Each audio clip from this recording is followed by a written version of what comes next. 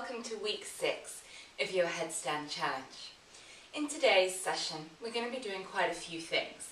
There's a couple of tips I want to show you to help you find more strength and stability within the handstand, so how to start to balance it once it comes up. We're going to start to come up into the full handstand today, and I'm going to show you kind of 2 or 3 ways up, and certainly the last one is a harder way to come up. So if you've been progressing through these videos quite quickly and you feel already you have that solid headstand, hang on to the end because I'll give you a harder, more challenging way to come up called a headstand press.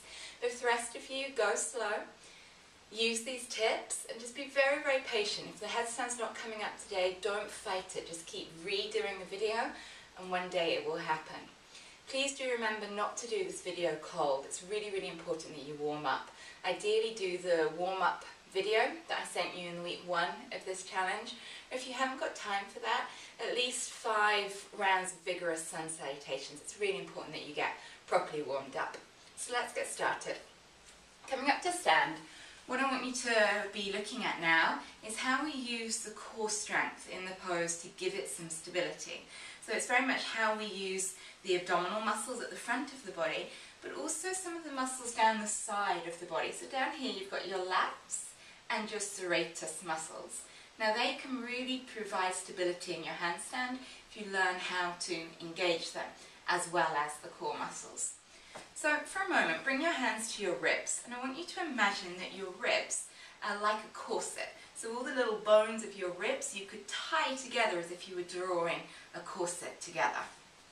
So if you look at me from the side on, first off I'm going to think about spreading my ribs, so feeling them separate, and notice how that pops me into this lordosis here, this really exaggerated curve in the low back. And it feels pretty weird here, but I see it quite a lot when people doing headstands. And you notice my belly's coming forwards, there's no strength, there's no stability here.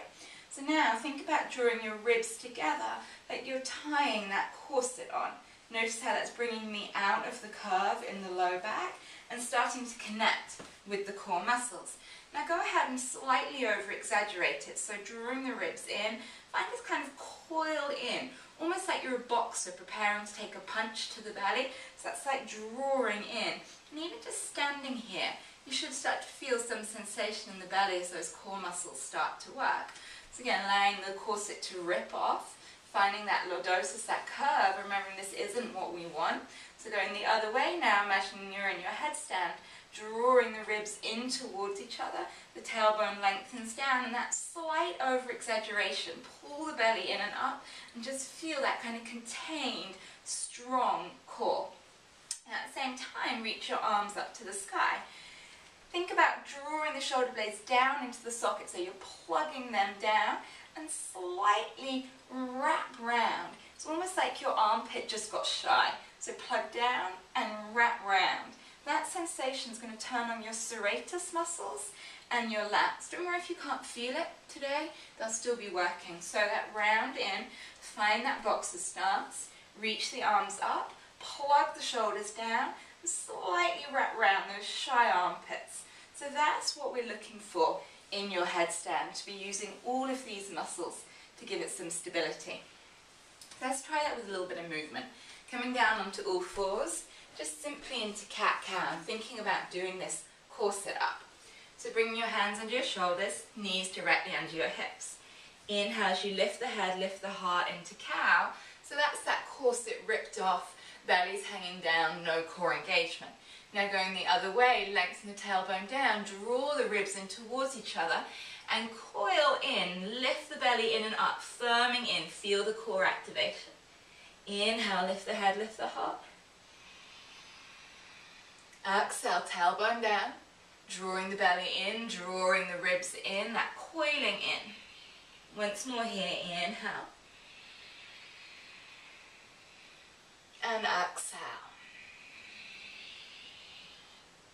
So now you're more familiar with the action, we're going to do that in a harder place. Still stick with that cat-cow movement, but we're going to put it into plank. So first off, shifting up and back to downward facing dog.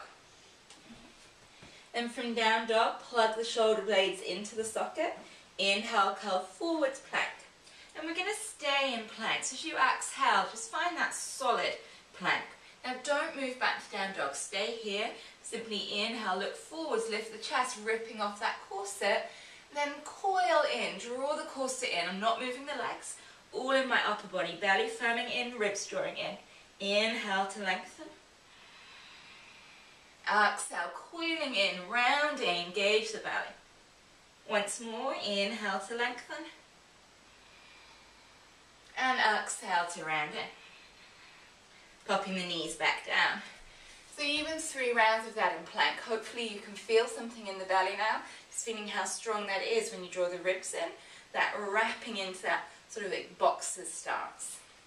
So to give you another tip to find stability now, come up to standing. And the thing with your headstand is it's not going to come up still. There's going to be some wobbles in it. And it's finding out how the body corrects the wobbles to stay balanced. Certainly using those muscles we were just working on, that's going to give you stability. There's also something you do in the forearms to help with the balance.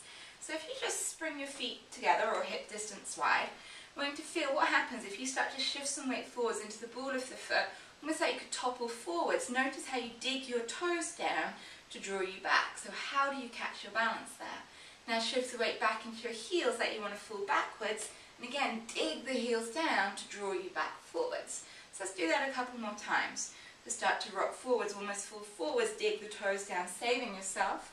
Rock it back, draw it back into the heels, dig the heels down, saving yourself. Come forwards and backwards. Now that's the same thing that your forearms and your elbows can do for you to hold your headstand. So when you have the hands interlaced and the arms around the back of the head, elbows wrapped in, we have all of this elbow, side of the forearm up to the little toe edge in contact, up to the little finger edge in contact with the floor. And as you notice the rock forwards and backwards in your headstand, you can dig down the elbow if you feel like you're toppling backwards, or if you're toppling towards the wall, you press down through the wrist, through the little finger edge. Again, that's something you'll probably notice once you get up into the headstand. I just wanted you to be aware of that little tip. So coming down to the mat, let's see where we're at. So if you bring your mat to the wall, remember we're really trying not to use the wall. I want you to have a strong supported headstand without a wall. It's just simply there as a safety net, because you're not doing this with a teacher to spot you. Just have the wall close by, but really, really try not to use it. So if you come down facing the wall, interlace your fingers and place them down on the floor. Then remember the elbows go directly under the shoulders. And up against your wall, bring your fists up off the floor and make a little bicep curl, so like you're lifting weights. See the biceps contract, see them get strong and active. Try and keep that as you place the hands back down onto the floor. Now feel the side of the arm plugging in the side of the forearm, the heel edge of the hand, the edge of the fingers, so feel all of that plugging into the floor. And that's what you can use to help to rock backwards and forwards on. So from there, elbows directly under the shoulders, interlace the hands, bicep curl, press it down, keeping the head up off the floor, then lift up into down dog, right from these elbows. So press the elbows down, plug into the shoulders, and as you press down, extend up and out to the bottom. Keeping the head off the floor still, take a couple of steps in. Then placing that flat bit, crown of the head on the floor, remember where your neck feels straight. Again, plug down the forearms, the elbows, lift up and out to the tailbone. Maybe take another step in. From here, let's just check in with that cosmic head. So first off, think about your corset, your ribs. Draw the ribs in towards each other, make the armpits slightly shy. See if you could pick up one foot, swap, pick up the other foot, swap, press down, ribs in, pick up the first foot. Now press the elbows down, extend up to the bottom, pick up the other foot. Stay and hold here, drawing the ribs in. Again, can you make the elbows shy? You might notice some rocking around here. Press down through the forearm, through the little finger edge, and see if you can find the balance. Then bringing the feet back down and into child's pose. Take a rest for a moment.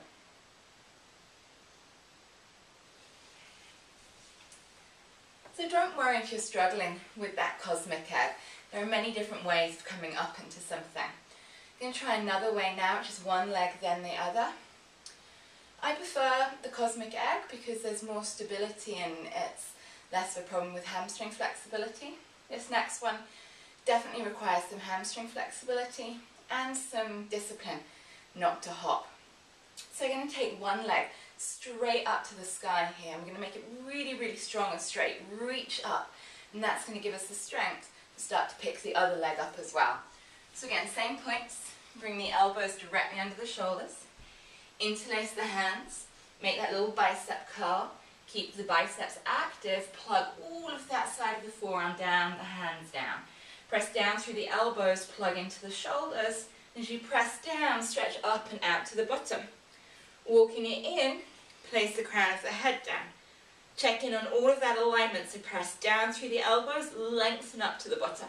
Draw the ribs in like that corset, and just pick up one leg. Take it strong and straight to the sky. So I'm spreading my toes, pressing up through the ball of the foot. Then I'm going to push down through my elbows, lengthen up to the ball of the foot. Press down, lengthen up. And see if I can start this bottom leg to hover up. So I'm going to press down, reach up. And this bottom leg, I'm working it really strong. My toes are spread, thighs are active.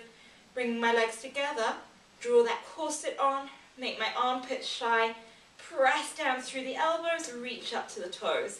I'm going to come back down the same way. So one leg down, trying to control it, strengthening all the while. Bring the other leg down and back into child's pose. Rest again for a couple of rounds of breath. Now it might be you prefer that version or that you find it harder, but give it a couple of goes because everything feels challenging the first time. So stay there, practice that. For those of you that feel you've got that headstand now, I want to show you the headstand press. So this is when we bring both legs up together. I quite like this, it really makes me kick into my core. I can really feel the core engagement here. There is one thing that's slightly different. Once you've come up into it, into your down dog, and you've walked your down facing dog in, so the normal alignment is hips directly above the shoulders. To be able to press up, you have to go a little bit further than that, so you have to let your hips come over the shoulders, pressing them towards the wall. You correct it once you get up. The same once you want to come down, you press the hips back towards the wall, and that helps as a balance when you're coming down. So let's give that a go if you feel ready to. So pretty much all of the same alignment. Elbows under the shoulders, interlace the hands, bicep curl, keep the biceps activated, plug all of my forearm and hand down into the floor. Press down through the elbow, extend up to the shoulders, up to the sitting bones. Walking my downward facing dog in, placing the crown of the head on the floor. Pause, check in on my alignment. Draw the ribs in, make the armpits shy. Press down through the elbows, lengthen up to the bottom. Now that bit. So I'm going to shoot my bottom slightly more towards the wall. Then I'm going to press down, work my feet, press down, and as I start to extend up, bringing both legs up together, and now drawing the bottom, the hips back over my shoulders, drawing the ribs in, armpits shy. Take a breath. 2 more breaths. Last breath. Then coming down really slow. I'm going to connect with the elbows first. Press my bottom a little bit back towards the wall, just to help balance my legs as I come down. Both legs together. Going slow. Strengthening the core all the time. Bringing the toes down. And rest in child's pose.